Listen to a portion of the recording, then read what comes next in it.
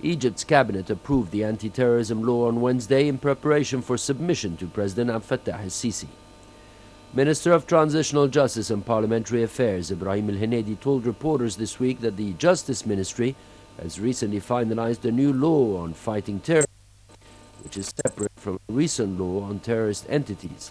However, both complement each other. Hinedi explained that the new draft anti-terror law aims to toughen penalties on those funding terrorist activities and organizations.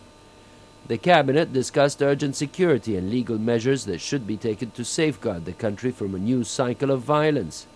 On Tuesday, Prime Minister Ibrahim Mahlab met with Hinedi, who presented the draft anti-terror law, followed by a meeting with President Abdel Fattah el-Sisi's National Security Advisor, Faiz Abul-Naga, and General Security Advisor, Ahmed Gamal-Eddin.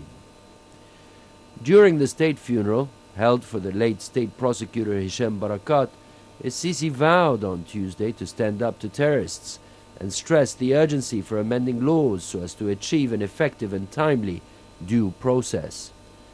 He added that the criminal procedures law should be amended to help the judiciary achieve a speedy and effective process, because judges are shackled by the current law, which must be changed to ensure fair and fast trials.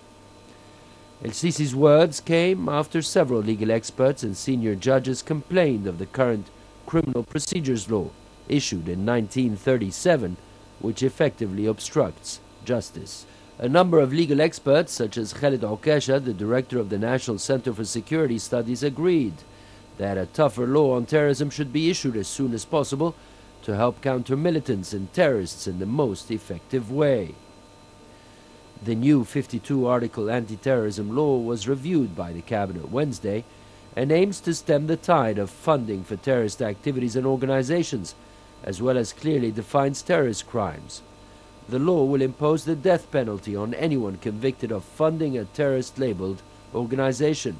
Former Prosecutor General Abdelmajid Mahmoud said in a TV interview, the law must be amended to cut trials short, because that law in its current form allows the trials of defendants accused of terrorist crimes to drag on, as it grants them the right to appeal verdicts twice, and some trials take 4 years, during which judges face death threats while defendants evade the sword of justice.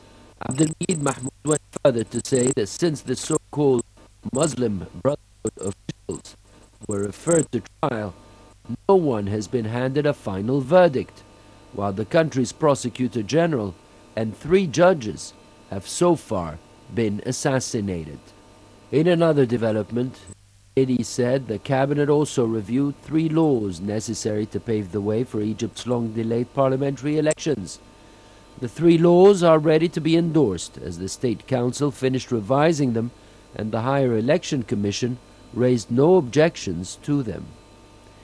El-Hinedi expects parliamentary elections to be held in September, providing that security conditions will be safe enough to allow them to be held as soon as possible. According to the minister, President el-Sisi has exerted a lot of pressure on the government, urging it to finalize the 3 election laws as soon as possible. Those 3 laws regulate the workings of the House of Representatives, the division of electoral constituencies, and the exercise of political rights.